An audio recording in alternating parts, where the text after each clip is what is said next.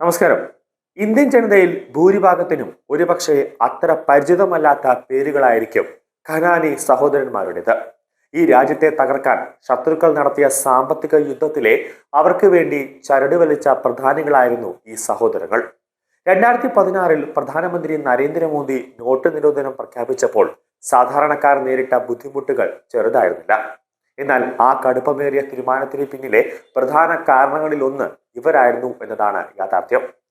പാകിസ്ഥാൻ സൈന്യത്തിന് നേരിട്ടുള്ള യുദ്ധത്തിലൂടെ ഇന്ത്യയെ കീഴ്പ്പെടുത്താൻ സാധിക്കില്ല എന്ന് ബോധ്യമായപ്പോൾ അവർ കണ്ടെത്തിയ എളുപ്പ വഴിയായിരുന്നു കള്ളനോട്ട് വ്യാപകമാക്കി രാജ്യത്തിന്റെ സമ്പദ് വ്യവസ്ഥയെ തകർക്കുക എന്നത്. ഇന്ത്യൻ കറൻസിയുടെ കൃത്യമായ വ്യാജ പതിപ്പുകൾ വൻതോതിൽ അച്ചടിച്ച് ഇന്ത്യയുടെ സാമ്പത്തിക അടിത്തറ തകർക്കാൻ അവർ പാകിസ്ഥാൻ ചാരസംഘടനയുമായി കൈകോർത്തു. അവിശ്വാസത്തിന്റെയും ഭീകരവാദത്തിന്റെയും കറപുരണ്ട നോട്ടുകൾ വിപണിയിലിറക്കി. രാജ്യത്തിന്റെ രക്തം ഊറ്റിക്കളയാൻ ശ്രമിച്ച ഒരു വലിയ ഗൂഢാലോചനയുടെ കേന്ദ്ര ബിന്ദുക്കളായിരുന്നു ഈ സഹോദരങ്ങൾ. സാധാരണ മണി എക്സ്ചേഞ്ച് സംരംഭമായി തുടങ്ങി ഖനാനി സഹോദരന്മാരുടെ business Australia, UK, UAE, Gulf രാജ്യങ്ങൾ എന്നിവിടങ്ങളിലേക്ക് അതിവേഗം വ്യാപിച്ചു. ഈ ശൃംഖല പതിയെ ഹവാല ഇടപാടുകളിലേക്ക് തിരിഞ്ഞതോടെ പാകിസ്ഥാൻ ചാരസംഘടനയായ ISI ഇവരെ ഉപയോഗിക്കാൻ തുടങ്ങി. ഹവാല ഇടപാടുകൾ സമർത്ഥമായി നടത്തിയ ഇവർ പാകിസ്ഥാന്റെ ഏകദേശം 45% മണി എക്സ്ചേഞ്ച് കൈകാര്യം ചെയ്യുന്ന ഖനാനി ആൻഡ് കാലിയ ഗ്രൂപ്പായി വളർന്നു. ഈ വളർച്ചയാണ് ഇന്ത്യക്കെതിരെ തിരിയാൻ പാകിസ്ഥാന് ധൈര്യം നൽകിയത്. കാർഗിൽ യുദ്ധത്തിന് ശേഷം നേരിട്ടുള്ള യുദ്ധത്തിലൂടെ ഇന്ത്യയെ കീഴ്പ്പെടുത്താൻ സാധിക്കില്ല എന്ന് ബോധ്യമായ ISI ഇന്ത്യയുടെ സമ്പദ് വ്യവസ്ഥയെ തകർക്കുക എന്ന എളുപ്പവഴിയാണ് തെരഞ്ഞെടുത്തത്. ഇന്ത്യൻ കറൻസി പേപ്പർ പ്രിന്റ് ചെയ്തിരുന്ന ദിലാറു എന്ന കമ്പനിയുമായി സഹകരിച്ച് അവർ ഇന്ത്യൻ കറൻസികളുടെ കൃത്രിമമായ വ്യാജ പതിപ്പുകൾ വൻതോതിൽ അച്ചടിക്കാൻ തുടങ്ങി.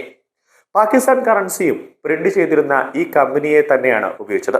10 വർഷത്തിലേറെ കാലം ISIയും ഖനാനി സഹോദരന്മാരും ചേർന്ന് ഈ വ്യാജ കറൻസികൾ ഇന്ത്യയിലേക്ക് ഒഴുക്കി. ഈ അന്താരാഷ്ട്ര ഹവാല ശൃംഖലയുടെ ഏറ്റവും വലിയ ശക്തിയായി പ്രവർത്തിച്ചത് ദാവൂദിന്റെ D കമ്പനികളായിരുന്നു. ഹിസ്ബുള്ള, ലഷ്കർ, അൽ ഖ്വയ്ദ തുടങ്ങിയ തീവ്രവാദ പ്രസ്ഥാനങ്ങൾക്കും പാക് മയക്കുമരുന്ന് മാഫിയകൾക്കും ഇവർ ഫണ്ട് എത്തിച്ചു. ഈ പണമിടപാടുകളുടെ കിങ് പിൻ ജാവേദ് ഖനാനിയായിരുന്നു. ഇന്ത്യയുടെ അതിർത്തി പ്രദേശങ്ങളായ നേപ്പാൾ, ബംഗ്ലാദേശ്, മ്യാൻമാർ, കാശ്മീർ എന്നിവിടങ്ങളിലെ സുരക്ഷാ വീഴ്ചകൾ മുതലെടുത്താണ് അവർ ഈ നെറ്റ്വർക്ക് ആസൂത്രണം ചെയ്തത്. പാകിസ്ഥാനിൽ അച്ചടിച്ച 2000 കോടിയോളം രൂപയുടെ വ്യാജ ഇന്ത്യൻ കറൻസികളാണ് ഇവർ ഇന്ത്യയിലേക്ക് കടത്തിയത്. ഈ കറകളഞ്ഞ നോട്ടുകൾ വിപണിയിലിറക്കി രാജ്യത്തിന്റെ ജീവരക്തം ഊറ്റിക്കളയാൻ ശ്രമിച്ച ഈ ഗൂഢാലോചന ശക്തമായതോടെ മുംബൈ, അഹമ്മദാബാദ് തുടങ്ങിയ ഭീകരാക്രമണങ്ങൾക്ക് ആയുധങ്ങൾ വാങ്ങാനുള്ള ഫണ്ട് ലഷ്കറിനും മറ്റും നൽകിയതും ഖനാനി ബ്രദേഴ്സ് ആയിരുന്നു. വർഷങ്ങളോളം യാതൊരു ഭീഷണിയുമില്ലാതെ ഈ പ്രവർത്തനം അവർ ഇന്ത്യയിൽ തുടർന്നു. പാകിസ്ഥാൻ എങ്ങനെയാണ് നമ്മുടെ നോട്ടുകളുടെ അതേ പാറ്റേണിലുള്ള കറൻസി അച്ചടിക്കുന്നതെന്ന് രഹസ്യാന്വേഷണ ഏജൻസികൾക്ക് അറിയാമായിരുന്നുവെങ്കിലും ഈ ഭീമൻ ഗ്രൂപ്പിനെതിരെ നീങ്ങാൻ ഇന്ത്യൻ അധികാരികൾക്ക് സാധിച്ചിരുന്നില്ല. ഈ വ്യാജ കറൻസി ശൃംഖലയെയും അതിന്റെ ചുവട് പിടിച്ചുള്ള തീവ്രവാദ പ്രവർത്തനങ്ങളെയും നിരീക്ഷിച്ചുകൊണ്ട് ഇവരെ തകർക്കാൻ കാത്തിരുന്നത് നിലവിലെ ദേശീയ സുരക്ഷാ ഉപദേഷ്ടാവായ അജിത് ഡോവലായിരുന്നു. ഇതിനായി ഒരു ദേശീയവാദ സർക്കാർ അധികാരത്തിൽ വരുന്നതുവരെ, അതായത് 2014 വരെ അദ്ദേഹത്തിന് കാത്തിരിക്കേണ്ടി വന്നു. ഖനാനി ബ്രദേഴ്സിന്റെ ഈ വൻ ഹവാല ശൃംഖലയെ ഒറ്റയടിക്ക് ഇല്ലാതാക്കാൻ ലക്ഷ്യമിട്ടാണ് 2016 നോട്ട് നിരോധനം പ്രഖ്യാപിക്കപ്പെട്ടത്. ഈ നടപടി വന്നതോടെ പാകിസ്ഥാന്റെ സമ്പദ് വ്യവസ്ഥ തകർന്നു.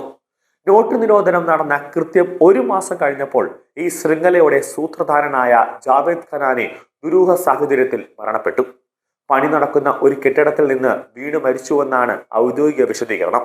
ഇതോടെ ഇന്ത്യയെ സാമ്പത്തികമായി തകർക്കാൻ ലക്ഷ്യമിട്ട ഒരു പ്രധാന അന്താരാഷ്ട്ര തീവ്രവാദ ഫണ്ടിംഗ് ശൃംഖലയുടെ കിങ് പിങ്ങിന്റെ കഥയ്ക്ക് അതോടെ തിരശ്ശീല വീണു.